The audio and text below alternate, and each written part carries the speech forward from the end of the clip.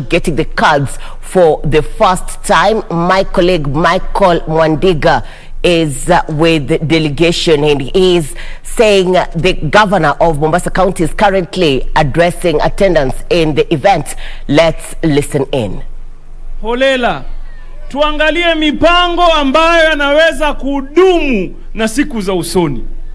Mimi naona hapa kuna watu wanabweka sana. Kitaifa wakiongea unawasikia wanabweka sana. They keep reminding us of how poor Kenyan people are.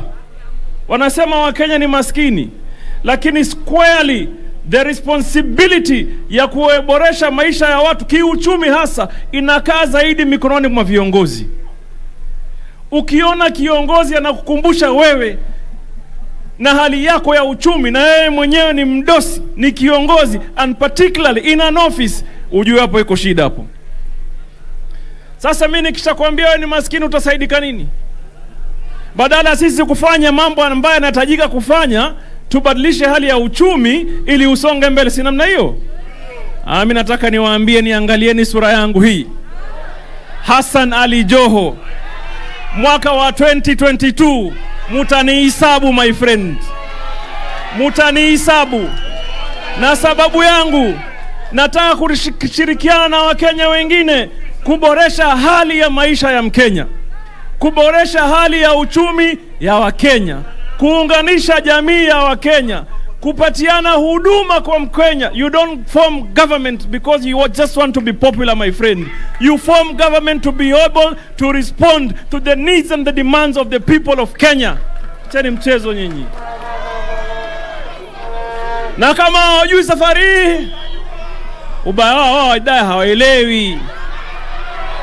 Ubaya wao wajidai hafanya nini? Lakini uongozi bora katika taifa letu ni kiongozi ambaye anaangalia mahitaji ya watu wake, anapima mahitaji ya watu wake, anatengeneza mipango na mienendo ya kuweza kudumisha na kutumika na kurespond kwa mahitaji ya watu wake. Si namna hiyo? Si namna hiyo? Sasa mimi nawauliza, mnataka niende juu ama nibaki hapa? Mnataka niende juu ama nibaki hapa? Si namna hiyo? So watatuona mimi hapo, Raila MOLO Odinga hapo, na wengine wengi watatuona mwaka huo unaokuja tukiunda serikali ambaye itabadilisha maisha ya mwananchi kwa njia ya kudumu. Tumekubaliana hapo? Tumekubaliana? Well, a section of leaders accompanying former Prime Minister Raila Odinga in an event that would see over 3,000 families benefiting from the renewal of NHIF cards. As also the same will also be an event to see another section of people getting the cards for the first time. Remember, we're also live on our social media platforms at KBC Channel 1 on Facebook, YouTube and Twitter. In other news making headlines this afternoon, a middle-aged man has been lynched in MWINGI town. The man was cornered by a mob as he attempted to break into a house in the town. Locals claim they have been forced to act as security officers were doing nothing to arrest the runaway insecurity in the area. The lynched man is said to have been a notorious thief and part of a gang that has terrorized the business community in the area for long. According to Maliti Mengi, a businessman, police must up their game before the situation gets out of hand. Tunasikitishwa sana na ule wizi unaendelea hapa Mwingi, na tunaomba Bwana OCS Mr. Miriti kama itawezekana aachilie ile inaitwa King'ole. King'ole inamaliza watu wale wanaibia wengine. MWINGI Sub-County Police Commander Peter Muchuma appealed to the residents not to take the law into their own hands. We have intensified enough patrols day and night. BTGs iko enough police officers. And these members of public, in case of anything, wanapigia OCS simu na ama OSPD or any officer ambaye wanajua, so that you can be very fast to respond on such situation. Meanwhile, a man believed to be a criminal has been shot dead in BURUBURU by police. BURUBURU Police Commander Adamson Bungei warned the young people to stop engaging in criminal activities. Kwa hali ya uhalifu hakuna kitu ambayo itakuwa ya mfanaga kwako ama itakayo kusaidia kama mtu binafsi. Jifunza kutenda vitu ambavyo inafaa kwa maisha yako ya sasa na hata na baadaye. Kwa hivyo ni honyo tu kwa wale vijana wengine wanaojihusisha na hali ya uhalifu, wajue kwamba hamna nafasi ya kuweza kufanya ile kazi katika jamii yetu ya sasa. Maana sisi polisi tunaimarisha hali yetu ya kufanya kazi katika mijini na hata katika mitaa zetu.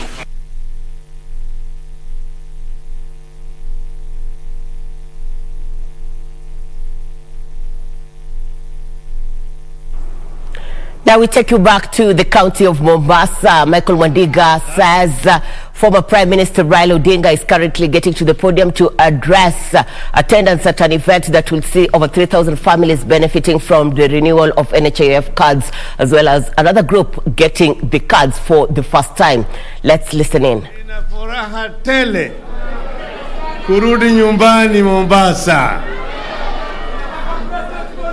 Sasa nimealikwa na kijana yangu Mheshimiwa Abdul Swamad Sharif Nasir kama mbunge wa Mvita, na nimekuja kama baba. Unajua mimi ni baba ya watu yote, sivyo? Sasa kuna maneno nataka kusema kwanza kwa Kimombo ili dunia yote isikie sera yetu, sawa?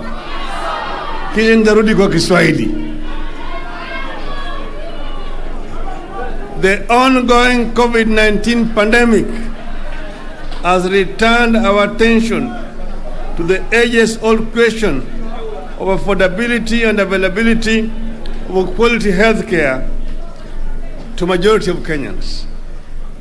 Despite the fact that healthcare is a constitutional right, quality healthcare is not just available to most Kenyans, it is unaffordable.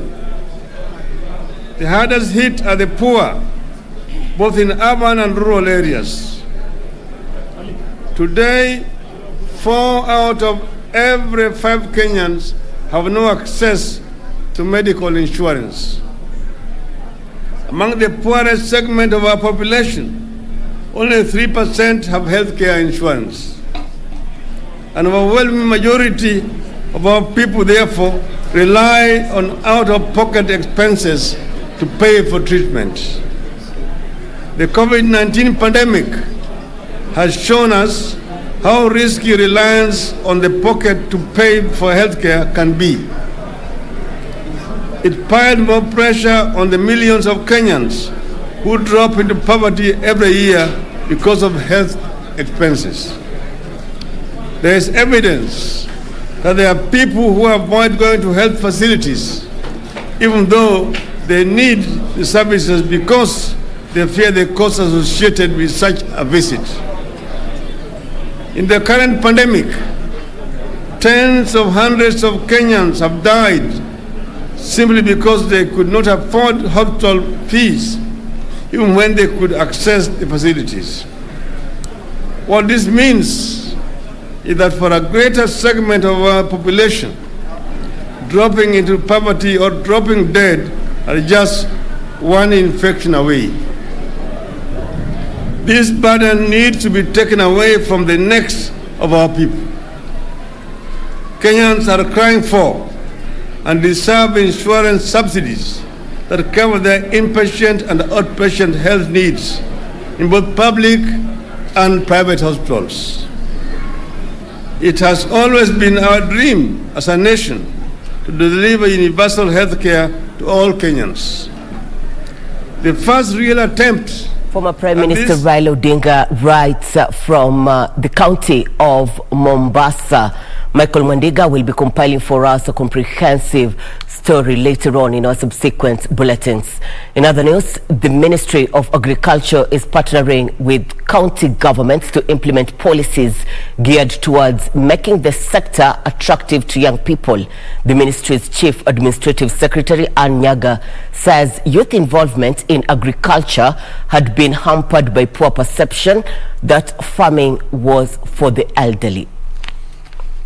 Youth have been encouraged to participate in farming as a form of employment. Chief Administrative Secretary in the Ministry of Agriculture, Anyaga, says that a huge number of those currently involved in farming are aged between 55 and 70 years. Tukisema ya kwamba the agenda, Big Four agenda ya food and nutrition security, hatufanyi tu kwa wakulima peke yake, wale wakulima ambao wamezidi kwa miaka, tunasema pia watoto wanaletwa on board, and these programs have been designed to be able to address the issue of attitude change and negative perception towards agriculture at a very tender and formative age. Nyaga saying that in order to train youth on farming at an early age, the government had installed aquaponic units in 55 schools.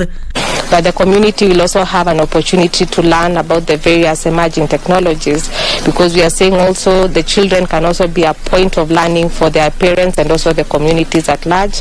And as you've seen through the various tours that we've conducted here, the children are able to explain in detail the various steps that are involved in the aquaponic system.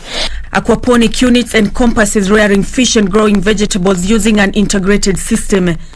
It involves a water circulation system where fish tank water is pumped to vegetables in greenhouses.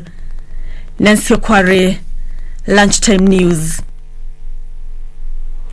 The Ministry of Lands has issued some 2,891 title deeds to residents of El Bagon in MOLO sub-county, ending decades-long wait for all the important documents.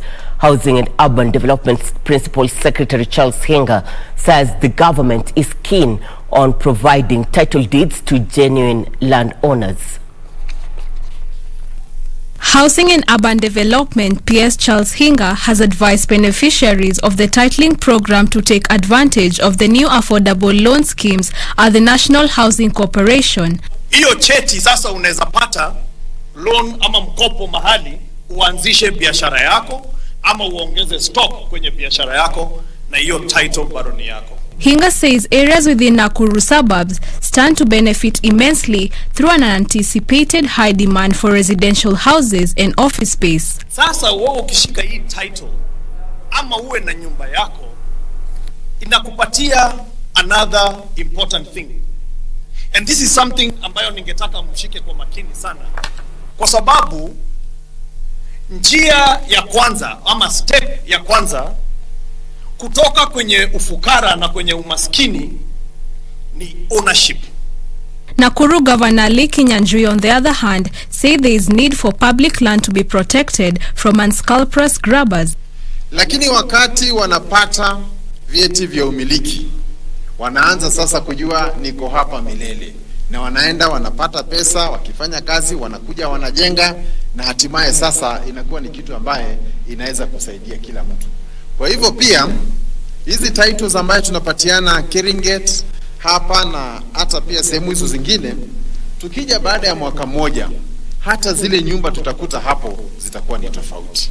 The governor appealed to beneficiaries not to sell their land but to consider ways of using the resource to improve their livelihoods and support rural economies which are dependent on agriculture. Masinjoki for Lunchtime News. Watching Channel 1 Lunchtime News, this is KBC. We are taking a short break. Remember, we're also live on our social media platforms at KBC Channel 1 on Facebook, YouTube, and Twitter. See you in a short while.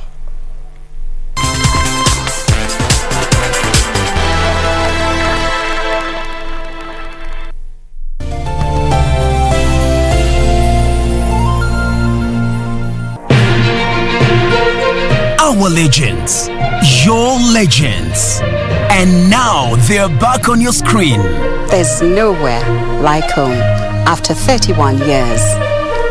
What a feeling. Karibu kwa taarifa zetu za leo. Mimi ni Badema Hussein. bringing you news you can trust. Kuungana nasi kwenye taarifa zetu za humu nchini, ugaibuni na hata kwenye safu za spoti. Join us every Saturday on KBC Darubini and KBC Channel 1 News as we bring you comprehensive news coverage presented by the trailblazers of newscasting in Kenya. Mwenda Tesi na Omo, Marejeni Ngamani. The Legends News Edition on KBC Channel 1 every Saturday.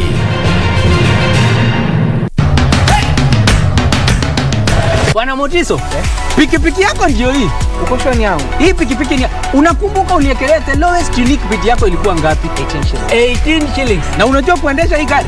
Kidogo. Haya, kitoko yako shika helmet, kifungu yako chomoka na mali yako. Kujiunga na QuickBid ni rahisi. Enda kwenye M-Pesa, bonyeza paybill kisha weka business number 4032353. Kwenye account weka kodi ya bidhaa unayotaka na bid yako ya chini zaidi. Kwa mfano TV 16. Kisha weka shilingi 20 tu kama idadi yako. Weka bid yako pia kwenye www.quickbid.co.ke. Kumbuka, bid ya chini zaidi ya kipekee ndio hununua. QuickBid, bidhaa bora kwa bei ya chini. Banki imeconfirm pesa zimeingia. Congratulations Sam, gari ni lako sasa. Shukran. Oi boss, si uniache insurance yako nitumie kabla nijipange. Wah! Insurance ya gari haiwezi kuwa transferred kwa mtu mwingine. Sina habari na nikuulize, hii comprehensive insurance inakava vitu gani? Comprehensive Motor Insurance inakava gari linapoharibika wakati wa ajali pamoja na uharibifu wa mali ya mtu mwingine, gari likiibiwa au likichomeka. Pia inakava passenger wa gari lako na passenger wa lile gari lingine kunapotokea ajali. Kwani umenisahau mimi kama driver? Dereva hakui covered na comprehensive insurance, ila anajitafutia personal accident cover. Umenichanua. Rose, hata nishughulikie hiyo insurance, nitakujia gari kesho. Okay, sawa. Yeah. Ujumbe huu umeletwa kwako na IRA. IRA, bima bora kwa taifa.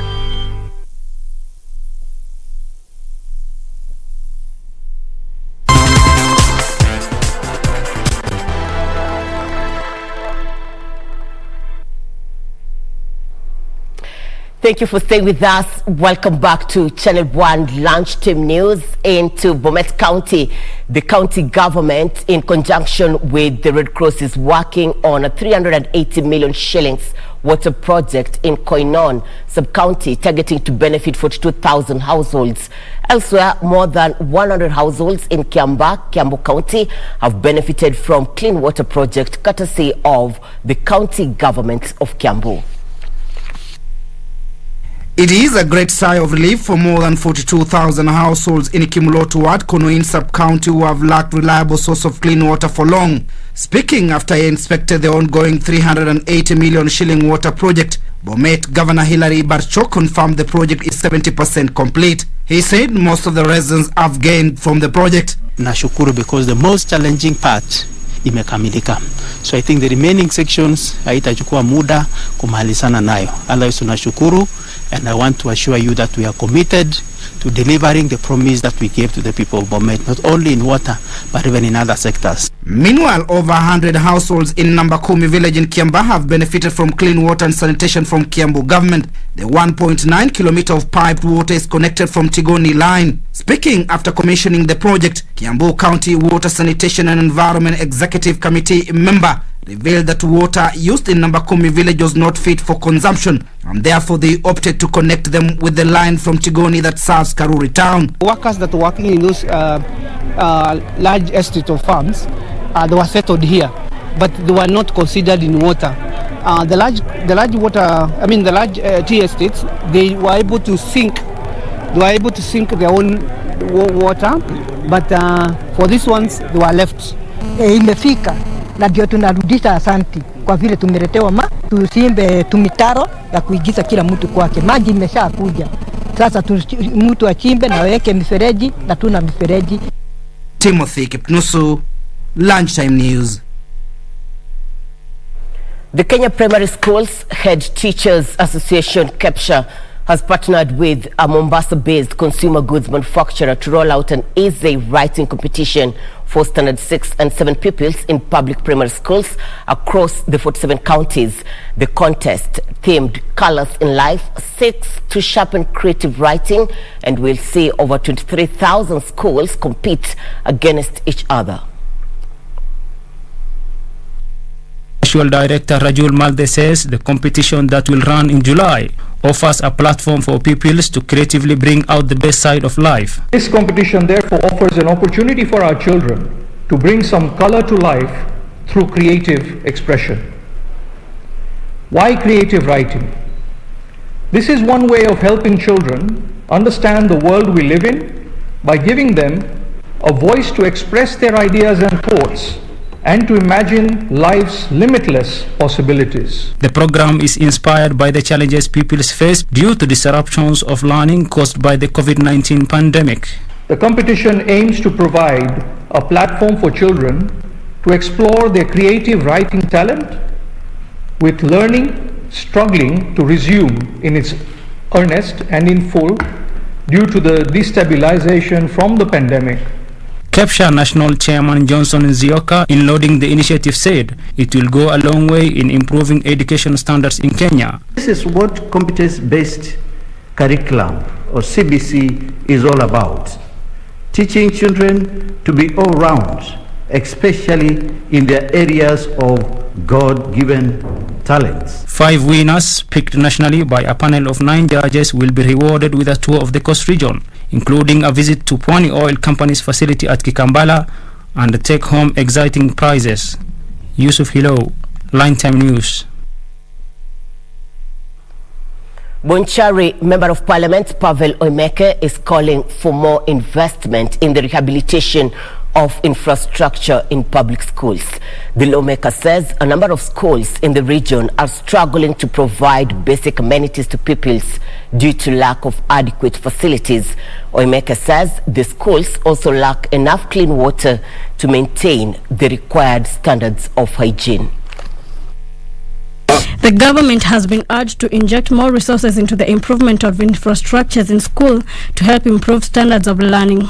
I'm touring projects that we have supported under emergency from the Constituency Development Fund, the CDF, and these are emergency projects. Most of them are schools without toilets. We are giving up to a tune of 1.2 million per school. Bonchari MP Pavel Oimeke says the Constituency Development Fund is not enough to bring the much needed infrastructural development in schools. We are from Nyakungu Primary, where the road construction, the highway between Kisii, Suneka and Migori is being constructed.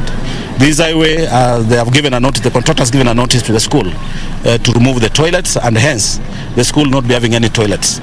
Sanitation facilities in some schools in Bonchari have been affected by an ongoing road construction, exposing them to further effects of the global pandemic. Elsewhere, 3 primary schools in Malindi and Magarini constituencies in Kilifi County have benefited from hand washing stations donated by the AMREF and APSA. The washing stations will help cushion learners against the COVID-19 pandemic. One of the key pillars we have is that ensuring that children are in a safe, healthy environment, and the teachers and the staff who support the children are also enjoying a safe, healthy institution is critical for us. And that's why together at AMREF we are working together to provide hand washing stations to help the children in schools ensure that as part of the fight towards the COVID-19 virus. The donors say there is need for stakeholders to join in on ongoing efforts to curb the spread of COVID-19 in schools. For Lunchtime News, I'm Amboyo Tiende.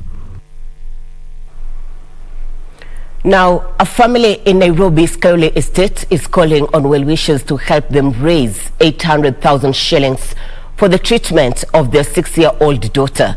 VENESSA Ahutu is ailing from patent dentous arterios, a condition characterized by irregular supply of blood in the body. The family says it is running out of time as VENESSA risks losing her vitals such as vision and hearing abilities.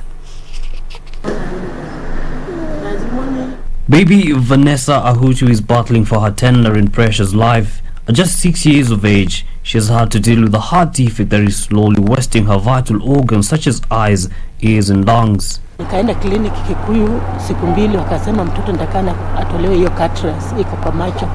Bila nikiendelea kukaa sana na mtoto atakuwa totally blind. Hiyo kitu iliniguza sana, nikaangalia nikasema sasa nitatoa wapi pesa. Vanessa was diagnosed with patent ductus arteriosus, a heart defect that can lead to fluid buildup in the lungs. Wakadiscover kwamba kuna shida na macho haoni.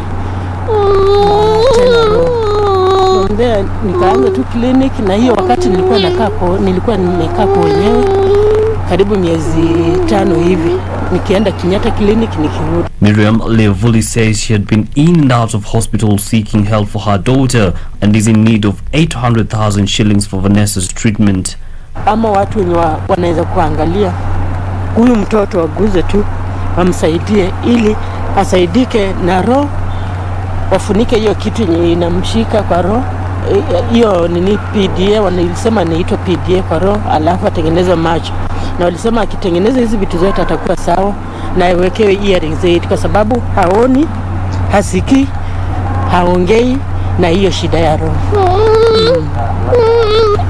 Babake alichoka tu, na sijui ni kuchoka ama nini, aliniambia hiyo damu ya kusema watu wakuwe blind na nini hawezi. Kwa saa hizi niko peke yangu, ndio niko nyumbani kwetu, nashughulikia mtoto, nijue vile atakula, niende kibarua nyumbani ndio nipate mtoto pampers, ndio pate chakula. Hivyo tu ndio maisha nimesurvive nayo, na niko na watoto wengine tena wananitegemea. Financial donations can be channeled to KCB bank account number 126-970-2335, name Miriam Leovuli, or pay bill number 8041563, name of Vanessa Medical Fund. Yusuf Farah reporting for Lunchtime News.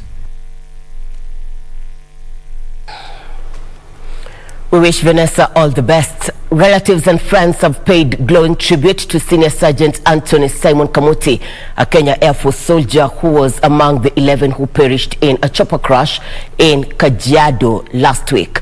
Those who attended his funeral at MOMBASA in Kitui South hailed the fallen soldier as a dedicated, disciplined, dependable and accomplished radar technician whose untimely demise had robbed the nation of unmatched service to run. Witnesses who included former Kitui Governor Julius Malombe termed the accident tragic, noting that it had robbed Kitui and the entire country a gallant soldier. Alikuwa one of the most well-trained officers, lakini tunasema Mungu ndiye anapanga yote. Marehemu Simon Kamuti tumefanya kazi naye kwa muda wa miaka 6 na have known him as a good soldier and a gentleman. I will complete the projects you left behind to make sure that your beloved kids meet their dreams. Kimuti was among the 11 soldiers out of 23 who were in KAF helicopter that crashed and burst into flames at Oletepesi area in Kajiado County in the morning of June 24th. Jacqueline Masharia for Lunchtime News. The government has been urged to prioritize the cleaning and rehabilitation of Athi River. Yet a member of parliament, Francis Mwangangi, says the government should stop the river from being turned into extension of a sewer. With the Athi River expected to serve Thwake multi-purpose dam, former Yatta Member of Parliament Francis Mwangangi is now calling on the government to prioritize its cleanup to avoid turning the dam into a sewerage point. Mwangangi noted that the excessive disposal of garbage into the Athi River was a disaster. We are suffering socially, we are suffering environmentally as a region because of their inability to implement that parliamentary report. Earlier on, the Auditor General had warned of the danger of the river being turned into a sewerage point due to the excessive dumping of waste. 2016, that's when we did that report. Your report inasema clearly what needs to be done when it is supposed to be done and how it is supposed to be done. Mwangangi wants the government to put in place strong and sustainable measures that will completely stop the discharge of waste into the river. Rais tunamtarajia katika eneo hili la Ukambani. Tunaomba serikali aswa wizara ya environment ya kina Keriako Tobiko waingilie haya maneno na waanzishe kusafisha huu mto wa Athi. For Lunchtime News, I'm Serafina Robi. The National Gender and Equality Commission has called on the Department of Social Protection to quickly revise the direct cash transfer database to sign up more recipients. Speaking in Nanyuki when the commission met different special groups representatives, Chairperson Joyce Mtinda said many senior citizens have not been included in the plan and are languishing in abject poverty. Gender and Equality Commission Chairperson Joyce Mutinda says there is need to hasten the enrollment of the elderly into the cash transfer program to alleviate suffering in the counties. Wale wanapewa pesa ni wale wako 70 years and above na wajafanyia serikali kazi. Nanake wale ambao tumefanyia serikali kazi tunaambiwa tuko na pension na inatoka treasury na hiyo ingine inatoka treasury hatuwezi pewa. That is discrimination according to me. It is something I stand to fight. Mpaka siku ile nitaachishwa hii kazi. Mutinda in the meantime commended the government's move to start an internship program for the youth. Leo nina furaha sana, tulipigana tukasema lazima tuone vile watapata ujuzi na serikali yetu tukufu, as more used to put it, serikali tukufu kupitia kwa Public Service Commission wakaanza kuandika internship. Unaenda unafanya mwaka mzima. Unaweza kufanya National Youth Service mwaka mzima, unakuja hii internship mwaka mzima, si umepata ujuzi miaka miwili. The chances are you'll get a job there. Mutinda was speaking during a meeting between the commission and representatives of vulnerable groups in Laikipia County. The meeting was organized to get views from the public on how the commission can present issues that have hit the public during the COVID-19 pandemic. Kevin Washira, Lunchtime News. Property of unknown value has been reduced to ashes after fire broke out in Mukulusu village, SHINYALU constituency in Kakamega County. According to the family, nothing could be salvaged from the inferno which spread very fast. The family stating that the cause of the fire is yet to be established, adding that the fire spread very fast and within a short time it had caused the damage. This is the third fire incident in recent times. Inatatisa mimi sana. Ilianzia kwa mtoto yangu, ikachoma vitu,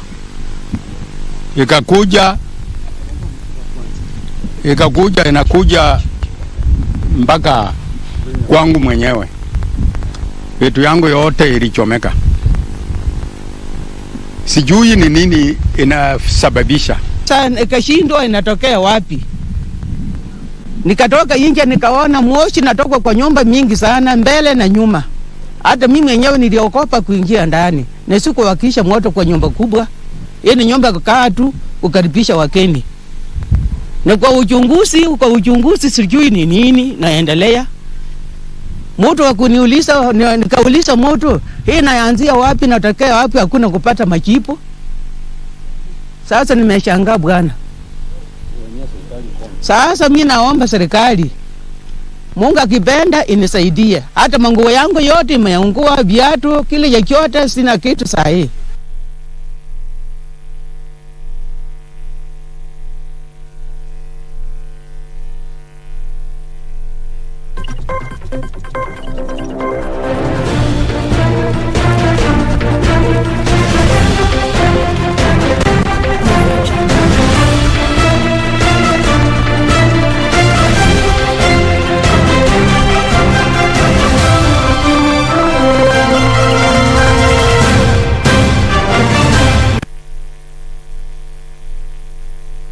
Time for Channel 1 Sports News. England take on Ukraine at the Stadio Olimpico tonight for a place in the Euro 2020 semi-finals, while Czech Republic will be against Denmark in the early kick-off match. Meanwhile, Spain and Italy are through to the semis following victories over Switzerland and Belgium respectively. Mason Mount is expected to return to England's starting lineup against Ukraine for tonight's Euro 2020 quarterfinals, but Bukayo Saka is an injured out after suffering a knock in training yesterday. Mount was forced into precautionary isolation for over a week, along with Ben Chilwell, following close contact with club teammate Billy Gilmour, who subsequently tested positive for COVID-19 following the goalless Group D draw with Scotland at Wembley. The pair were free from quarantine at midnight on Monday and have trained with the rest of the squad since Wednesday, with Mount in line to return to Gareth Southgate's side in Rome. It's impossible to keep everybody happy. It's impossible to pick a team that anybody will agree with or everybody will agree with, but we've got to pick the right players for the right moments, and we've got to sense what the opposition, what will cause the opposition the most problems, physically where all the players are at, when's the best time for them to have an impact. And I've got to say they're all being unbelievably respectful of their teammates and the fact that, you know, we have got this strength in depth. However, Saka, who started England's last two victories against the Czech Republic and Germany, faces a late fitness test ahead of tonight's game. Jordan Pickford, Kyle Walker, John Stones, Luke Shaw, Raheem Sterling and Harry Kane will all be in the starting lineup if Southgate picks his strongest team. Jadon Sancho could start his first game of the tournament if Saka is not fit to play, while Phil Foden could be restored to the right side of England's attack after losing his place for the final group game against the Czech Republic. I think obviously you can judge by the goals that we've conceded in recent games. It's not just the defence, it's a great goalkeeper behind us, and also just as a team, as a unit, as a base, we have tireless strikers who are working hard and putting pressure on their defenders, not giving them any moment to build and control the game. So it's a big team effort. It's not just the defenders, but of course it's nice as a central defender to keep clean sheets, but the main focus is winning football matches, and at the moment we're doing that, so long may that continue. Harry Maguire, Calvin Phillips, Declan Rice and Foden risk being suspended for a possible semi-final against Denmark or the Czech Republic at Wembley if they pick a caution at the Stadio Olimpico. Meanwhile, former champion Spain will take on Italy in the semi-finals after beating Switzerland 3-1 on post-match penalties after a 1-1 scoreline in regular time. Italy, on the other hand, were 2-1 winners over Belgium.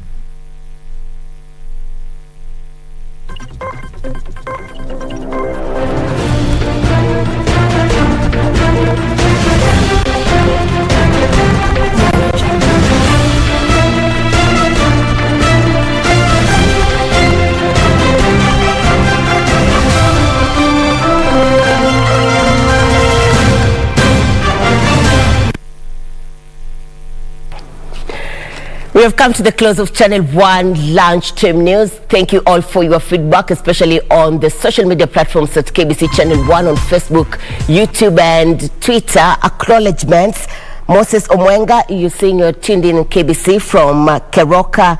Chesang Daudi, you're tuned in from Ravine. Isaiah Umbura, you're saying you're watching KBC Channel 1 from Mombasa. And Peter Otieno, you are watching KBC Channel 1 from the county of Siaya. For more details on Just Aired News and many more, do log on to www.kbc.co.ke. On behalf of the entire team, thank you so much for keeping it KBC Channel 1. My name is Irene Muchuma Odim. On sign language interpretation is Byron Abuli. Good afternoon.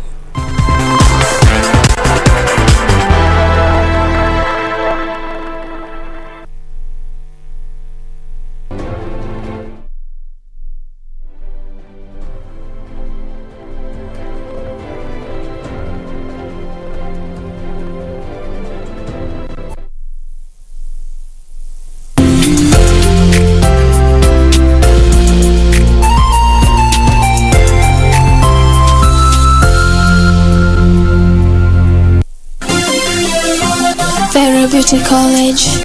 Vera Beauty and Fashion College with branches in Nairobi, Eldoret, Thika and Meru. Did you know that we are a TVET approved institution?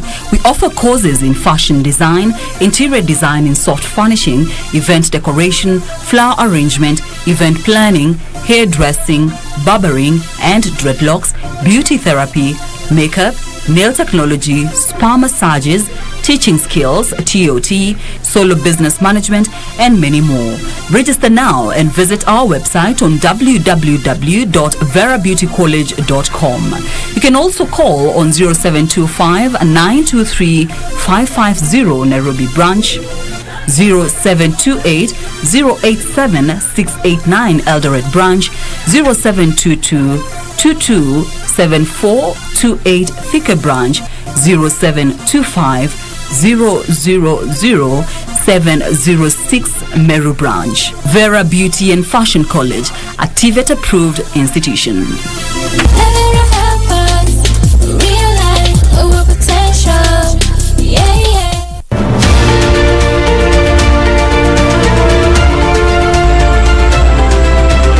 For most people, seeing wild dogs is a dream of a lifetime. The only way I can differentiate between these two individuals born on the same day, same sex, is using this small white unique spot. Last night they only got a small prey, so they're hungry. That being killed all these packs within a span of 2 months. She's been down for about 25 minutes now. We only have about 10 more minutes to go. They could lose up to 20 animals in just 10 minutes.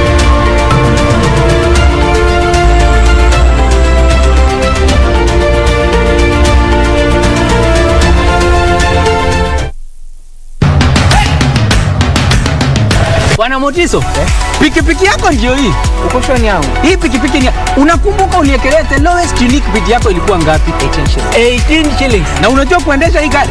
Kidogo. Haya, kitoko yako shika helmet, kifungu yako, chomoka na mali yako. Kujiunga na QuickBid ni rahisi. Enda kwenye M-Pesa, bonyeza paybill kisha weka business number 4032353. Kwenye account weka kodi ya bidhaa unayotaka na bid yako ya chini zaidi. Kwa mfano TV 16. Kisha weka shilingi 20 tu kama idadi yako. Weka bid yako pia kwenye www.quickbid.co.ke. Kumbuka, bid ya chini zaidi ya kipekee ndio hununua. QuickBid, bidhaa bora kwa bei ya chini.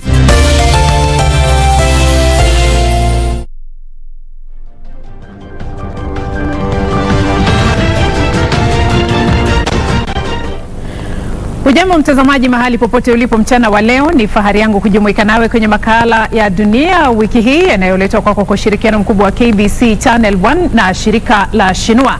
Na kama ilivyo ada mtazamaji, ni mengi tumekuandalia kutoka ulimwenguni, ikiwemo taarifa kuhusiana na China ambayo imeadhimisha miaka 100 tangu kuanzishwa kwa chama tawala cha China Communist Party. Kando na hayo mtazamaji, juhudi za uokoaji jimboni Florida nchini Marekani zaendelea, huku matumaini ya kuwapata manusura yakididimia kufuatia kuporomoka kwa jengo. Kando na hayo, nchi nyingi duniani zakabiliana na michemko mpya ya COVID-19, huku nyingi zikiimarisha juhudi za utoaji chanjo. Na Ethiopia, Kenya na Sudan Kusini zaharakisha mradi mkubwa wa ujenzi wa muundo msingi wa kanda hii. Hayo na mengineyo ni kwenye meza hii ya dunia wiki hii. Tunaanzia nchini China mtazamaji, ambapo waziri mkuu wa nchi hiyo Li Keqiang alitangaza mwanzo wa sherehe za maadhimisho ya miaka 100 tangu kuanzishwa kwa chama cha Communist Party of China kwenye uga wa Tiananmen jijini Beijing Alhamisi asubuhi.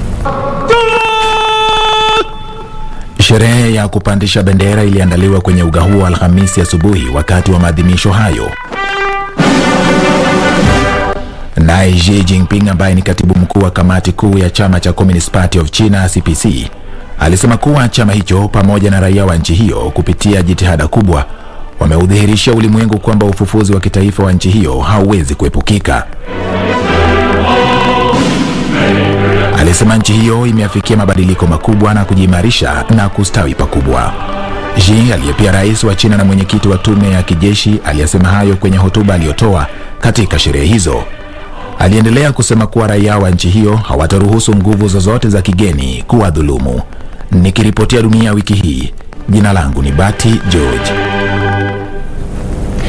Zaidi ya watu 16 waliaga dunia na wengine kadhaa haijulikani waliko baada ya jengo la makazi la orofa 12 kuporomoka kwenye mji wa ufuo wa Surfside kusini mashariki mwa jimbo la Florida nchini Marekani, huku juhudi za kutafuta miili zikiendelea.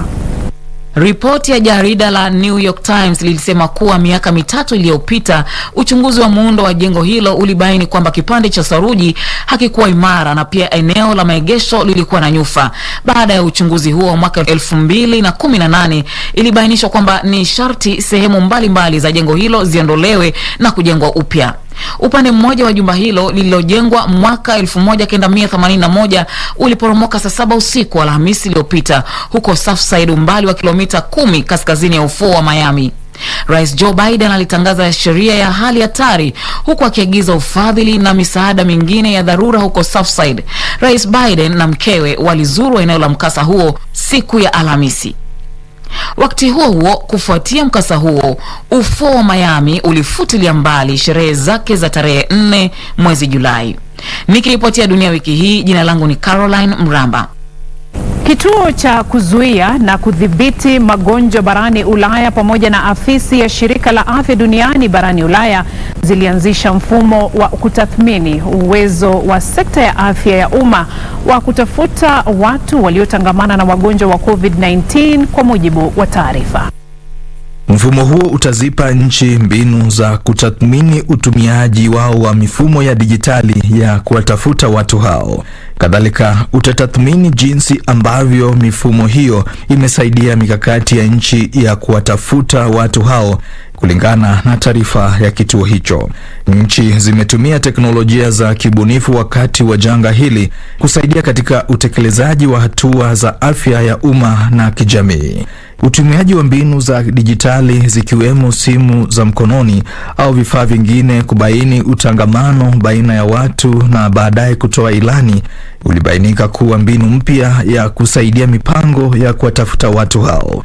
Kwingineko, Muungano wa Ulaya utabainisha mwongozo wake kuhusu afya na usalama kwenye maeneo ya kikazi, kwani yamebadilika kutokana na janga la COVID-19 kwa mujibu wa maafisa wa muungano huo. Makamu wa rais wa tume ya Ulaya Valdis Dombrovskis aliwaarifu wanahabari kwamba 40% ya wafanyikazi waliamua kufanyia kazi mbali na sehemu zao za kikazi kutokana na janga hilo, huku akipendekeza mikakati ya bara hilo ya kuhakikisha afya na usalama kazini baina ya mwaka 2021 hadi mwaka 2027. Mpango huo unanuiwa kushughulikia mabadiliko hayo, kuzuia ajali zinazohusiana na kazi na kujiandaa kwa mizozo ya baadaye ya kiafya. Takwimu zinaonyesha kuwa swala la mfadhaiko wa akili pia linafaa kushughulikiwa lisije likaathiri utendakazi wa wafanyikazi. Nikiripotia Dunia Wiki Hii, mimi ni John Madanji. Visa vya maambukizi ya COVID-19 duniani vimepita zaidi ya milioni 182.7 huku zaidi ya watu milioni 167 wakipona na wengine zaidi ya milioni 3.9 wakiaga dunia kwa mujibu wa takwimu rasmi. Marekani bado inaongoza kwa zaidi ya visa milioni 34 huku zaidi ya watu 620 wakiaga dunia. India inafuatia kwa zaidi ya visa milioni 30 huku zaidi ya watu 1399 wakiaga dunia. Na nchini Indonesia, visa vya maambukizi na vifo vimeendelea kuongezeka vikifikia zaidi ya milioni 2,058 mtawalia.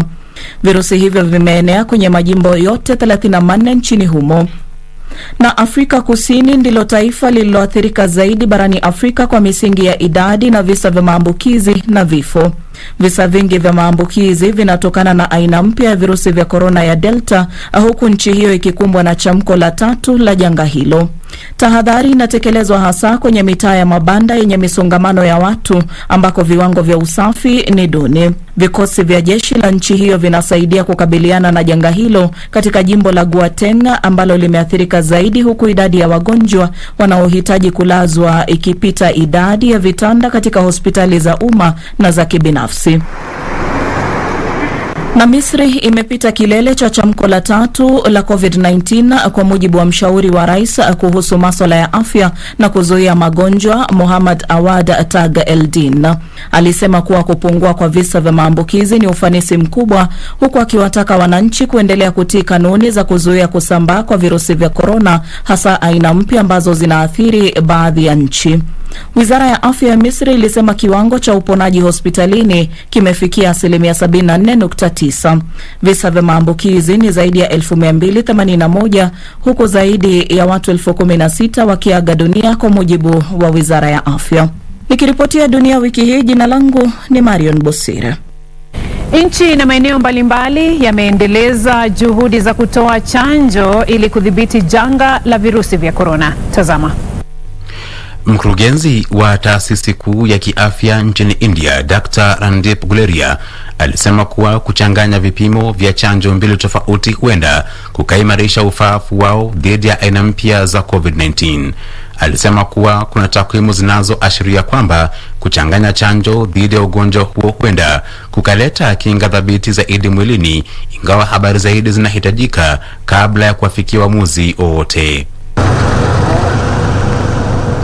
Na Zimbabwe ilipokea shehena ya chanjo ya Sinopharm COVID-19 kutoka China, huku nchi hiyo ya kusini ya Afrika ikiimarisha utoaji chanjo ili kukabiliana na chamko la tatu la janga la virusi vya corona. Kampuni ya Kichina ya Sinovac pia iliwasilisha chanjo zaidi. Na maafisa nchini Uturuki waliwahimiza raia wa umri wa kati ya miaka 18 na 30 kupata chanjo dhidi ya COVID-19. Zaidi ya watu milioni 31.2 wamepata kipimo cha kwanza, huku wengine zaidi ya milioni 14.7 wakipata vipimo vyote.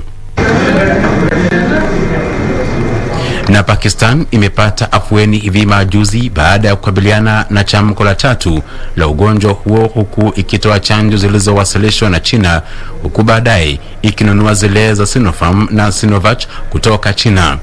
China pia ilisaidia nchi hiyo kuanzisha matumizi ya chanjo ya CanSino Bio iliyotayarishwa na taasisi ya kitaifa ya afya nchini Pakistan, na hivyo kuiwezesha kujitosheleza kwa chanjo. Na taasisi ya kudhibiti dawa nchini India iliruhusu kampuni ya kimataifa ya utayarishaji dawa ya Kepler iliyo jijini Mumbai kuagiza chanjo ya Moderna kwa matumizi ya dharura nchini humo. Chanjo hiyo ndiyo ya 4 kutumika nchini India baada ya Covishield, Covaxin na Sputnik. Na maafisa wa afya na wanasayansi nchini Cuba walianzisha majaribio ya kimatibabu ya chanjo kwa watoto na vijana wakitumia zile za Soberana 02 na Soberana Plus zilizotayarishwa nchini humo. Na Rais Joko Widodo wa Indonesia alisema wataanza kuwapa watoto wa umri wakati ya miaka 12 na 17 chanjo ya Sinovac iliyotangazwa kuwa salama kwa watoto wa umri huo. Tom Madhenji, Dunia Wiki Hii. Nchi na maeneo mbalimbali yameendelea kuondoa vikwazo vya kuzuia kusambaa kwa COVID-19 ila kwa tahadhari kufuatia kupungua kwa visa vya maambukizi na vifo kutokana na ugonjwa huo. Okay, good morning all. Beautiful day in New York City today. Gavana wa jimbo la New York Andrew Cuomo alitangaza kuwa jimbo hilo limeondoa sheria ya hali ya hatari iliyokuwa imetangazwa mwezi Machi mwaka uliopita ili kudhibiti kusambaa kwa janga la COVID-19 kufuatia ufanisi mkubwa katika vita dhidi ya ugonjwa huo. Waziri mpya wa afya nchini Uingereza Sajid Javid alithibitisha kuwa nchi hiyo itaondoa kikamilifu hatua za kuzuia kusambaa kwa ugonjwa huo tarehe 19 Julai. Javid aliyesema hayo chini ya muda wa saa 48 baada ya kuteuliwa kwa waziri wa afya kufuatia kujiuzulu kwa mtangulizi wake Matt Hancock aliyekiri kuvunja kanuni za kutotangamana. Waziri Mkuu Johnson aliahirisha kwa majuma 4 mpango wa kukomesha vikwazo hivyo hadi Julai 19 kufuatia ongezeko la visa vya maambukizi ya virusi vya Delta vilivyogunduliwa kwanza nchini India. Na Chile iliondoa vikwazo katika wilaya 24 kwenye eneo la metro katika jiji kuu Santiago. Hizi ni pamoja na miji mingine 10 nchini humo kufuatia kupungua kwa visa vya maambukizi. Vile vile mipaka iliyokuwa imefungwa tangu mwezi Aprili itafunguliwa tarehe 14 Julai. Ethiopia, Kenya na Sudan Kusini zilikariri kujitolea kwao kuendeleza utekelezaji wa mradi mkubwa wa muundo msingi katika kanda ya Afrika Mashariki wa LAPSSET. Tazama. Mradi huo muundo msingi wa bandari ya Lamu kupitia Sudan Kusini hadi Ethiopia unaoanza Lamu nchini Kenya ndio mkubwa zaidi katika kanda hii, unaozileta pamoja nchi hizo tatu kwenye miradi unaojumuisha bandari, barabara kuu, reli, bomba la mafuta na viwanja vya ndege. Kwenye hotuba yake ya ufunguzi wakati mkutano wa ngazi za juu wa mawaziri uliofanyika katika jiji kuu la Ethiopia Addis Ababa, waziri wa uchukuzi nchini humo Dagmawit Moges alisema uimarishaji muundo msingi ndio swala kuu, kwani bara hilo linanuia kutangamana na kwamba nchi za bara hili zinahitaji kushirikiana kwa karibu ili kuafikia lengo hilo.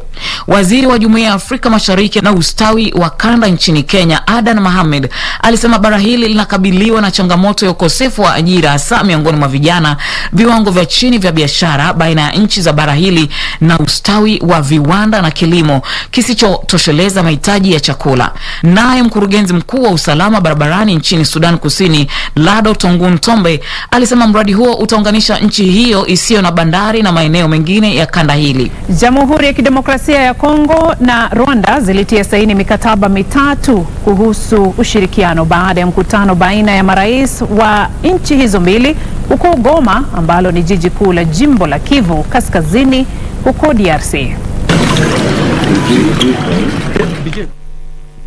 Mikataba hiyo ilitiwa saini wakati wa ziara ya Rais Paul Kagame wa Rwanda aliyekutana na mwenzake wa Kongo Felix Tshisekedi jijini Goma. Mkataba wa kwanza uliotiwa saini unahusisha kuimarisha na kulinda uwekezaji. Wa pili unahusu kuzuia kutozwa ushuru maradufu na ukwepaji ushuru baina ya nchi hizo mbili. Mkataba wa tatu unahusu ushirikiano katika uchimbaji madini ya dhahabu. Kwenye mkutano wa pamoja na wanahabari mwishoni mwa mkutano huo, marais hao wawili walisifu ushirikiano uliodumu kwa miaka kadhaa baina ya nchi hizo mbili na raia wake. Awali marais hao wawili walikutana huko Rubavu, Rwanda, ambako walijadili masuala kadhaa yakiwemo usalama wa kanda hiyo, mlipuko wa volkano kwenye mlima Nyarigongo mwezi Mei na kujumuishwa kwa Kongo kwenye Jumuiya ya Afrika Mashariki. Marais hao wamekuwa wakiandaa mikutano katika miezi ya hivi majuzi, haswa wakati wa mikutano ya kimataifa. Kabla ya mkutano huo huko Rubavu, viongozi hao wawili walikuwa wamekutana jijini Paris, Ufaransa mwezi uliopita, kandoni mwa kongamano la kitaifa kuhusu ufadhili wa chumi za Kiafrika. Nikiripotia Dunia Wiki Hii, jina langu ni Bati George. Hiyo ni awamu ya kwanza ya makala Dunia Wiki Hii, mtazamaji. Kwa sasa naelekea kwenye mapumziko, nikirejea ni taarifa zaidi. Usiende mbali.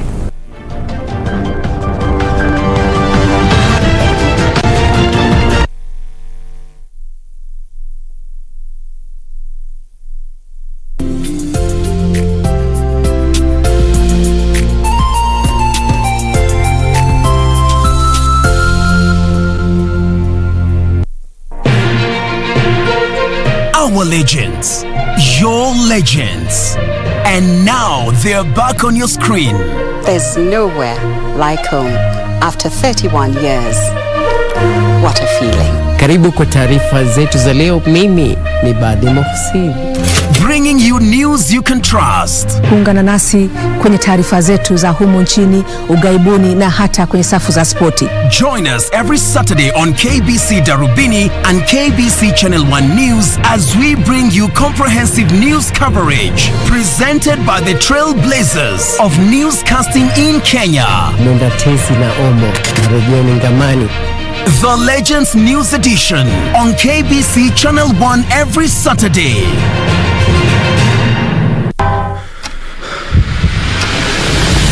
Direct, so I'll get to the point. You see, Mr. Komu, I understand how you feel, what you're going through. It's first time jitters, okay? It happens to everyone. Ibis is not exactly what's up.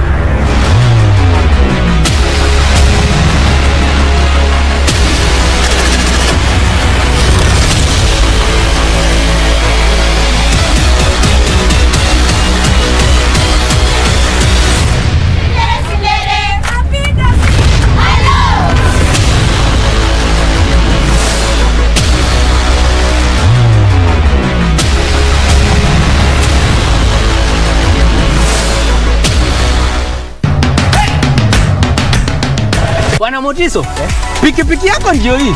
Uko shoni yangu. Hii pikipiki ni unakumbuka uniekelea the lowest unique bid yako ilikuwa ngapi? 18 shillings. Na unajua kuendesha hii gari? Kidogo. Haya, kitoko yako shika helmet, kifungu yako chomoka na mali yako. Kujiunga na QuickBid ni rahisi. Enda kwenye M-Pesa, bonyeza paybill kisha weka business number 4032353. Kwenye account weka kodi ya bidhaa unayotaka na bid yako ya chini zaidi. Kwa mfano TV 16. Kisha weka shilingi 20 tu kama idadi yako. Weka bid yako pia kwenye www.quickbid.co.ke. Kumbuka, bid ya chini zaidi ya kipekee ndio hununua. QuickBid, bidhaa bora kwa bei ya chini.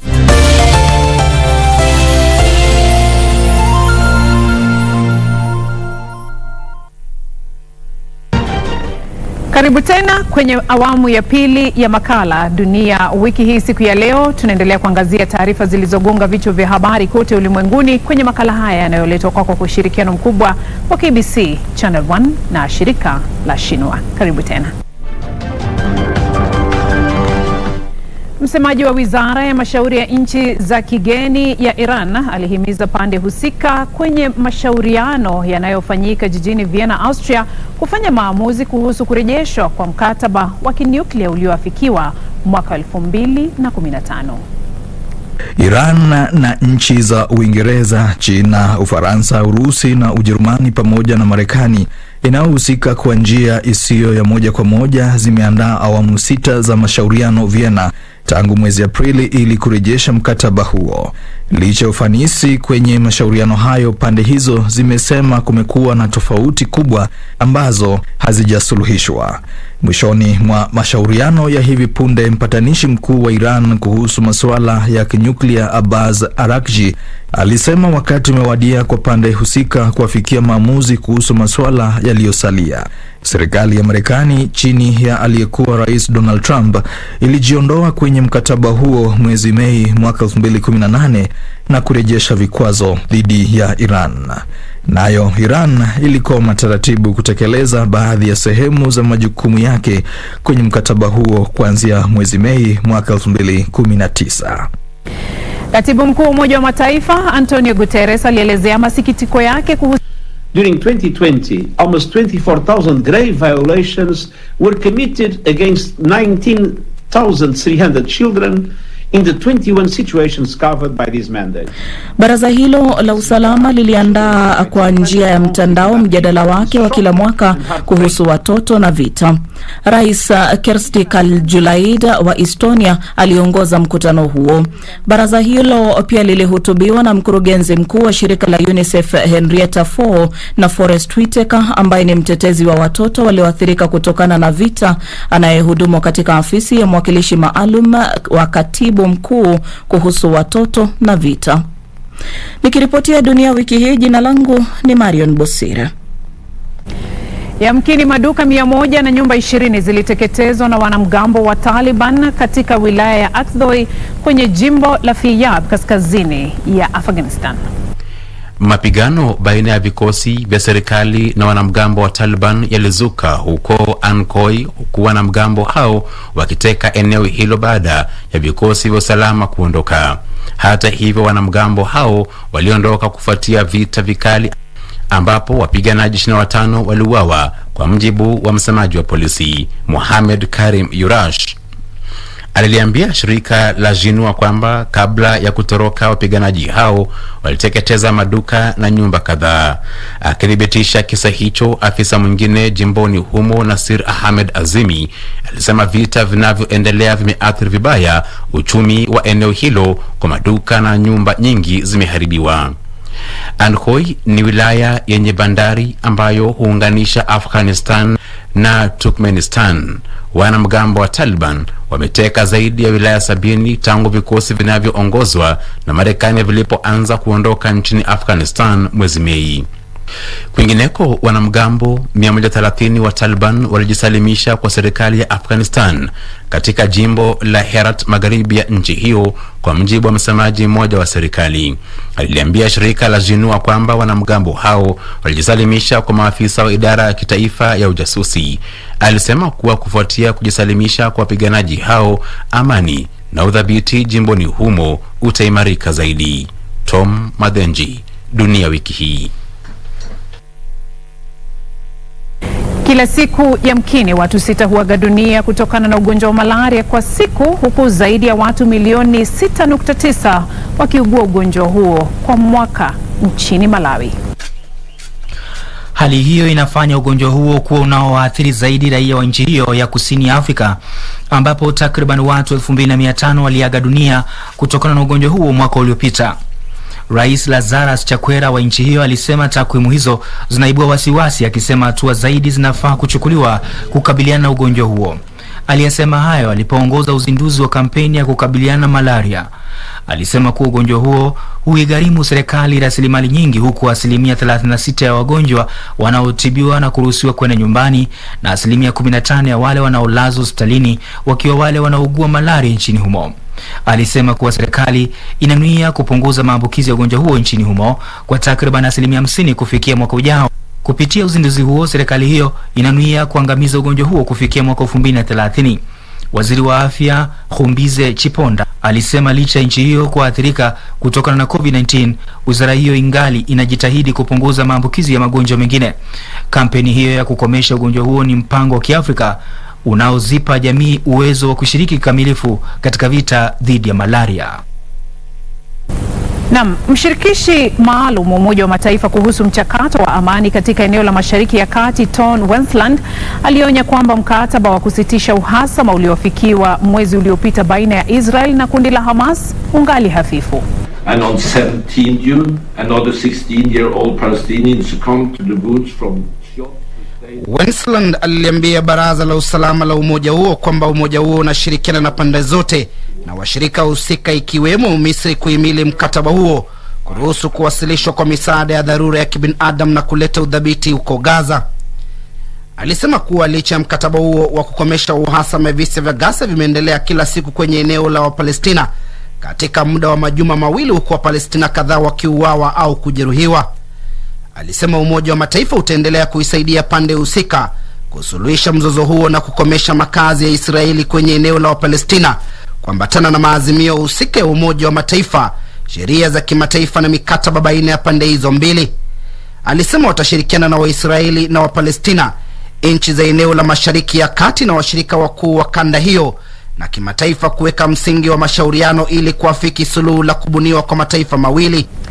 Na kufikia hapo, mtazamaji, hatuna la ziada, ila sasa kulikunja jamvi la Dunia Wiki Hii siku ya leo. Tufanye vivi hivi wakati mwingine kwenye makala haya yanayoletwa kwako kwa ushirikiano mkubwa wa KBC Channel 1 na shirika la Shinua. Naitwa Beatrice Getonyeng'etich na kutakia mchana mwema.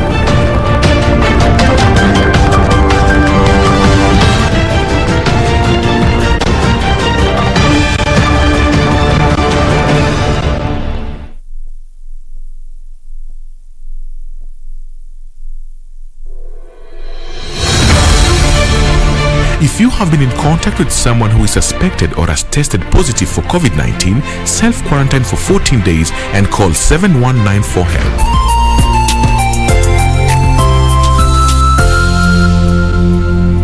COVID-19 is preventable. Protect yourself, family and the community. This message has been brought to you by the Government of Kenya and its partners. Direct, so I'll get to the point. You see, Mr. Komu, I understand how you feel, what you're going through. It's first time jitters, okay? It happens to everyone. Ibis is not exactly what it's up.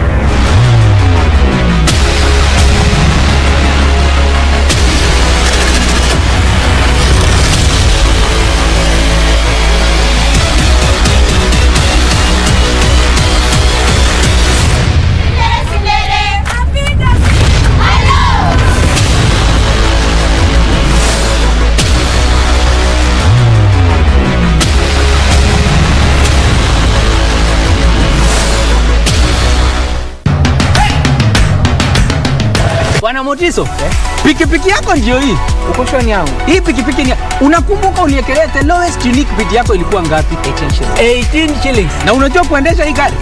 Kidogo. Haya, kitoko yako shika helmet, kifungu yako, chomoka na mali yako. Kujiunga na QuickBid ni rahisi. Enda kwenye M-Pesa, bonyeza paybill kisha weka business number 4032353. Kwenye account weka kodi ya bidhaa unayotaka na bid yako ya chini zaidi. Kwa mfano TV 16. Kisha weka shilingi 20 tu kama idadi yako. Weka bid yako pia kwenye www.quickbid.co.ke. Kumbuka, bid ya chini zaidi ya kipekee ndio hununua. QuickBid, bidhaa bora kwa bei ya chini.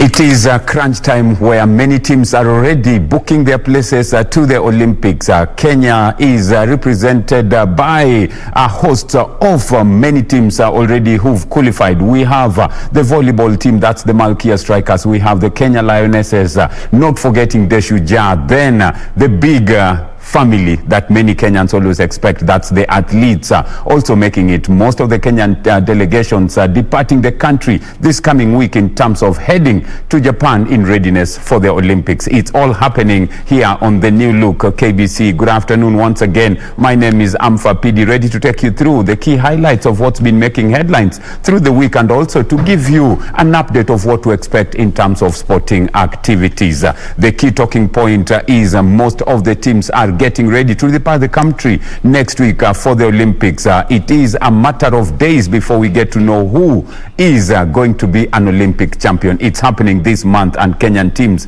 getting ready to depart this coming week. Then as we talk about that, we know that some of the teams just qualified as late as last week. We are talking about the beach volleyball team led by Braxidis Agala, not forgetting a very, very seasoned volleyballer, that is Gaudensia Makoha. Congratulations to the team and of course making it to the Olympics, where Braxidis clearly said she'd always wanted to be an Olympian, and this time round, courtesy of beach volleyball, she's made it to the Olympics. Congratulations to the team as well. We all know that last week the entire country was talking about the battle between man and machine. It happened in Naivasha. Sebastian Ogier coming out victorious, of course being given a run for his money, and not forgetting that Thierry Novell on the very final day had to leave to what the safari is all known to be, leading as early as the morning, but within the first stage things completely turned around in favor of Toyota team, and crying all the way was a very, very formidable team of Hyundai. They will live to fight another day. As we also look at the key highlights of what's been making headlines, the Euros, some of the usual suspects getting it very difficult. Belgium being the latest in terms of being knocked out of the Euros happening at the moment. Germany, we are talking about Portugal, France, very big names being eliminated. Back at home, the KPL league continues. Tusker already being crowned, one would say that are crowned champions, but they are not champions because the deadline of end of June came and Tusker were at the top of the Premier League standing. That means that they get to represent Kenya in the CAF Champions League matches next season. The league is still ongoing, and as we look at that, KCB giving a very good fight. We are looking at Gor Mahia FC Leopards, who now know that the only chance they have in terms of representing the country is tomorrow, because tomorrow the FKF Cup comes up and it's either Gor or FC Leopards who will be making it to the CAF Cup. Wishing all the teams all the best. Let's get a recap of events as they unfolded in our score segment. When we come back, we'll be talking matters Olympics, and of course we'll be joined by some of the teams that are already getting ready to depart the country next week to Japan to represent the country. Let's just get the score to get a recap of how events unfolded. Enjoy.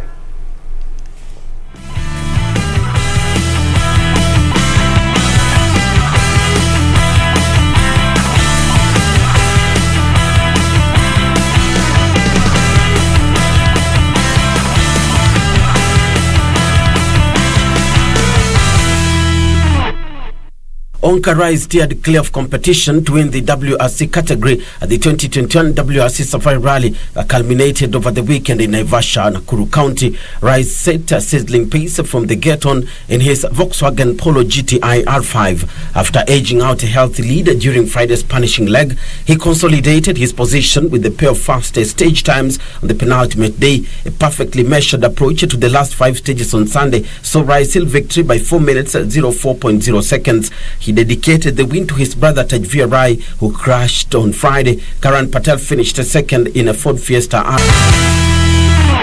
The national women's beach volleyball team qualified for the Tokyo Olympic Games after winning the CFVB Continental Cup with an upset over Nigeria in the final in Morocco. Kenya's first team of Praxidis Agala and Gaudensia Makoha came from a set down to beat the Nigerian team of Amara and Franco 2-1.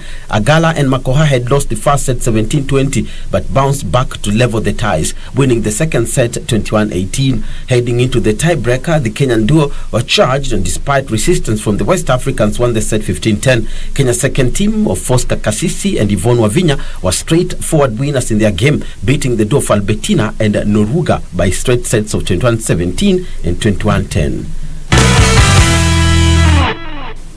Helen Obiri of Kenya picked up her first Diamond League win of this year as she used 61 lap to hold off Ethiopia's Fantu Worku to win the women's 5,000 meters in 14 minutes and 26 seconds during the Oslo Diamond League meeting. Worku, the 4th place at the Ethiopian trials in 14 minutes and 29 seconds, was second in 14 minutes 26.80 seconds as the Kenyan trials 4th place Margaret Kipkemboi, the 2019 world silver medalist, was third in 14 minutes 58.24 seconds. British Eilish McLaughlin finished 4th to break Paula Radcliffe's British record of 14 minutes and 29.11 seconds, which had stood since 2004. The national rugby sevens men's team Shujaa has been pulled alongside South Africa, United States of America and Ireland in Pool C of their 2020 Tokyo Olympic Games sevens rugby tournament. South Africa and the USA secured direct Olympic qualification by finishing in the top 4 of the 2019-2020 World Rugby Sevens Series. Kenya qualified after winning their first Rugby Africa men's sevens title since 2015, while debutants Ireland secured the final spot thanks to a thrilling 28-19 victory over France in the World Rugby Sevens repechage in Monaco earlier this month. 3 of top 4 place teams from the Rio 2016 Olympic Games are together in Pool B. Champions Fiji, silver winners Great Britain and hosts Japan, who finished a very credible 4th in Rio. In the women's event, Kenya Lionesses have been drawn against current Rugby World Cup Sevens and World Series title holders New Zealand in Pool A. Also forming in Pool A are Russia and Great Britain. Malkia Strikers' 12-member squad to fly the country's flag at the Tokyo Olympic Games in Japan this month was unveiled. The biggest casualties are opposite hitter Violet Makuto and libero Elizabeth Wanyama. Experienced left attack and captain Massimo Im will lead the team. The Kenya Commercial Bank player will be hoping to improve on the 11th position posted at both the Sydney 2000 and 2004 Athens Olympic Games. The selectors have also opted for experience over youth after last week's axing of 18-year-old Immaculate Nekesa and Kenya Pipeline's Pamela Adhiambo. The next phase of training will be in Kurume City, Japan, before proceeding to Tokyo for the event. Perez Jepchirchir's women-only World Half Marathon record of 1 hour, 5 minutes and 16 seconds set at the World Athletics Half Marathon Championship in Gdynia, Poland on October 17, 2020 has been ratified. For the first time in history, the top 6 women all finished under 6 minutes in the same race, and the top 3 all beat Jepchirchir's previous women-only record of 1 hour, 5 minutes and 34 seconds, which had been set in Prague just over a month before on 5th of September. Conditions were cool and breezy on the morning of the race, which took place on a roughly 5.5 kilometer loop course featuring a seafront stretch covered by athletes 4 times. It was former mixed race world record holder Joycelyn Jepkosgei who led a 13-strong group through 5 kilometers in 15 minutes and 20 seconds and led a group of 7 past 10 kilometers in 30 minutes and 47 seconds. The 2 Kenyan teammates Jepkosgei and Jepchirchir led through 15 kilometers in 46 minutes and 24 seconds, but a short while later Ethiopia's then outright world record holder Ababel Yashane and Jepkosgei clashed and fell. Jepchirchir broke away, joined by Ethiopia's Adzaleme Yakudlau and Germany's Melat Yishak Kejeta. They went through 20 kilometers in 62 minutes and 4 seconds, 13 seconds clear, and eventually finished 20 seconds ahead of their rivals.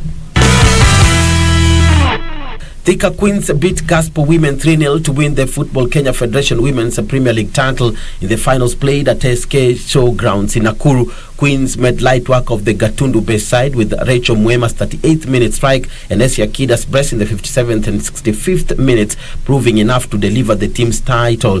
Thika Queens had won the title in 2015 and 2016 before Vihiga Queens took command of the proceedings in 2017, 2018 and 2019. Thika Queens goalkeeper Monica Karambu won the Golden Gloves, while 23-year-old forward Mwana Halima Dogo Adam claimed both the top scorer and the most valuable player awards. Dogo has been inspirational for Thika, scoring 21 goals. Victory in the final saw Thika finish the season unbeaten, scoring 56 goals and conceding just 11 times. Siri ni mazoezi sana na Mungu mbele na kuaminiana. Sisi kama team tulijichosa since day one. Unajua tumekuwa unbeaten, at least imekuwa history. Tumeanza ligi tukiwa fiti na tumejichocha hadi ndio maana tukachukua playoff, na mimi kukuwa top scorer ama most valuable player ni timu yangu ndo amenijenga na nikafika hapa. Kwanza nawashukuru sana, ni juhudi sisi kama team ndio imefanya niko hapa. Okay, siri yangu ni kwamba niko communicate to guys tulikuwa tunacheza nao, so pia mimi nilijua na kuja hata kubali tuwapige 3 times but iko rahisi. So venye tumepiga bao 2 first half, najua wame lose concentration. Ina mean a lot kwa wachezaji wangu so far. Kwa mimi kama coach wameniweka mali pengine, sababu football hata kwa coach is not a matter of knowledge, but mimi nimekuanga nikicoach nikiambia God wewe ndio umeniweka hapo, so give me knowledge. So nikitoka kwa nyumba namwambia what am I going to do today, so niko focus all of concentration na kwa pamoja na wasichana.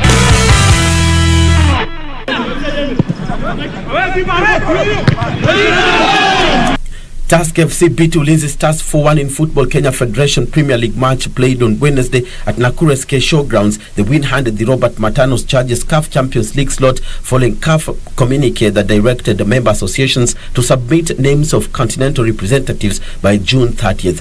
Going to the decider, KCB and Tusker were separated by a single point, and win was all that the 11-time league champions needed to assure themselves of a continental football for the first time in 5 years. Brian Birgen turned Luke Namanda's cross into his own net in the 20th minute, cancelling out Boniface Wanjala's 11th minute header.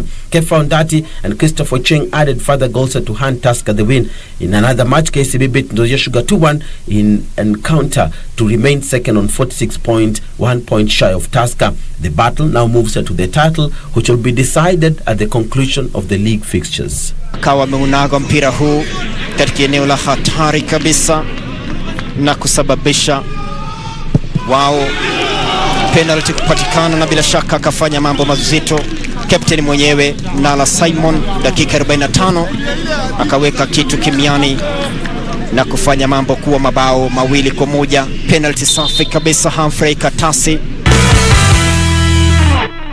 Gor Mahia head coach Carlos Vaz Pinto has been named the May Football Kenya Federation Premier League Coach of the Month.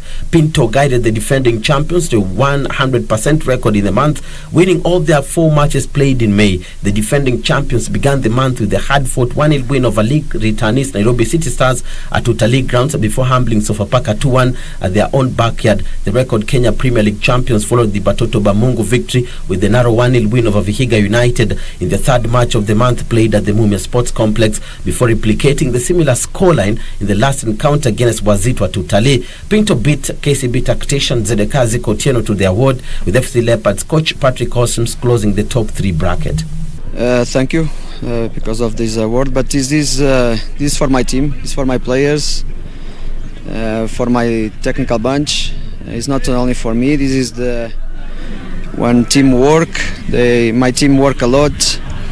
The players put a lot of commitment in our work, and because of that, we deserve this. This is not when the coach is the coach of the month is because all people around him work very well, and because of that, I feel good. Of course, it's good for me, but it's good for whole team because they deserve this. Yes, I think was. As I say, was every day here. We put a lot of commitment, put a lot of focus. That we grow as a team, and we try put in our players the mentality to win. They understand, first of all, they need to compete against himself. After that, they need to compete every day with other players here, the same position. and in the match they compete against the opponents. Because of that, they deserve this. They achieve in May, and we need to continue to work to achieve more this type of awards, and of course this type of performance. Yes, still we can be champion, but always I say it is game by game. We need to put our focus in this type of mentality, because if we put the focus in the results, maybe it's not good for us. And I think if we think step by step, game by game, we can be champion when finish the league. Okay, ni motivation kubwa sana kwa team because hiyo May tuliperform vizuri sana. Tulikuwa tunataka tu at least to move kwa table, tulikuwa chini, so kila player alikuwa na waka towards ku achieve. Ndio imekuwa ngumu sana. Sasa hii mechi ni mingi sana, so tunahope tu vitu tutakuwa poa na tuko na game nyingine kesho tena.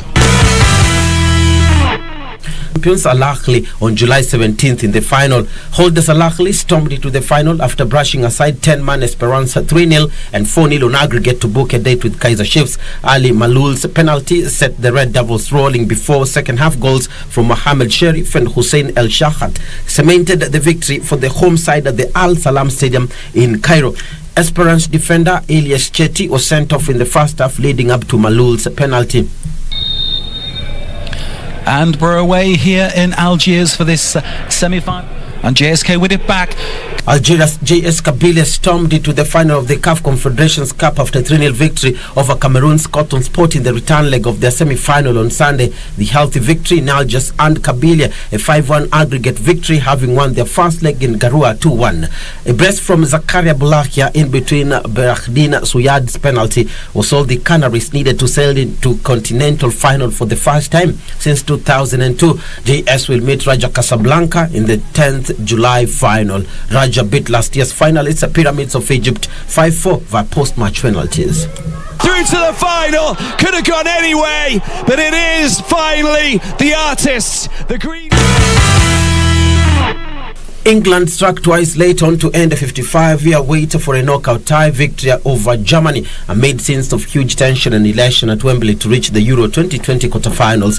Gareth Southgate's side battled hard to earn the statement victory that has so far eluded England, and it was their talisman of this tournament, Raheem Sterling, who made the decisive breakthrough. Sterling, who scored the winners against Croatia and Czech Republic in the group stage, steered in Luke Shaw's cross after 75 minutes to send England fans with more than 40,000 inside Wembley into delirium. The win was secured with another moment of significance 4 minutes from time when Captain Harry Kane, who had once again struggled to influence the game, headed in from substitute Jack Grealish's perfect delivery for his first goal of Euro 2020.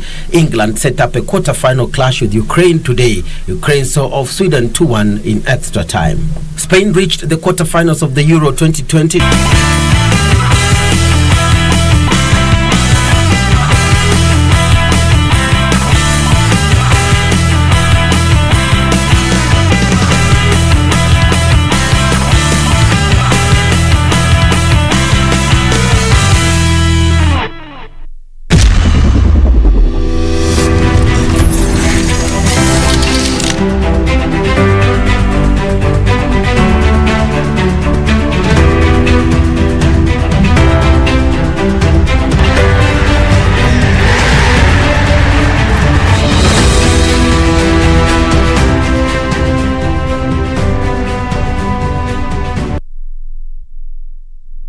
Welcome back. Clearly, some of the usual suspects are not getting it any better in terms of the Euros, but that's football. You live to fight another day, and there are some tournaments that will never have clear favorite tags. It's how you are prepared mentally, physically on the day that will carry the day for you. Congratulations to the winners this far, but the trophy is yet to be handed, because sooner or later we will be getting to the real knockout phases. That's the semi-finals and the finals. champions. We are talking about sports that have been making headlines locally. Gor Mahia, FC Leopards locking horns tomorrow to get to know who represents the country in the CAF tournament, CAF Cup tournament. That's coming up tomorrow. Tusker FC already not champions in Kenya, but having beaten the deadline that FKF had put in terms of being at the top of the league, they will represent the country in the CAF Champions League. Congratulations to them and wishing all the best as they move forward. Well, as mentioned earlier on, some of the teams managed to get very late tickets to the Olympics. It's never, you can never say it's not yet until you get to the point.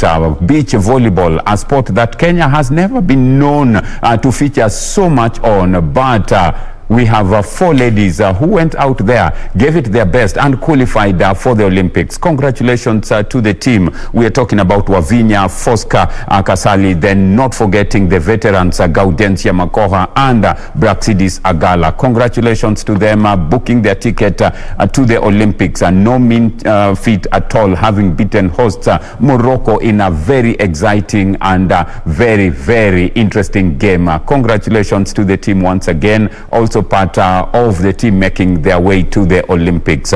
We are joined by Moses Mbuthia. Moses Mbuthia needs no introduction in matters volleyball. He's been an official with volleyball Nairobi branch as well, and Nairobi branch chair. Very, very forceful when it comes to matters volleyball, not forgetting when it comes to nurturing talent with the young ones. Moses Mbuthia joins us this afternoon, very passionate about volleyball and beach volleyball to be precise this afternoon, just to let us know how it all went down and what we are looking at now that the team has made it to the Olympics. Moses, good afternoon and thank you for making time to be with us. Good afternoon, sir. You're a great Kenyan because you're able to articulate these issues, sports in this country very well. There are people who will never tell you what you do, but we are very grateful of what you're doing to this country, and particularly the KBC. Well, the question was direct. What happened? It started way back in 2000.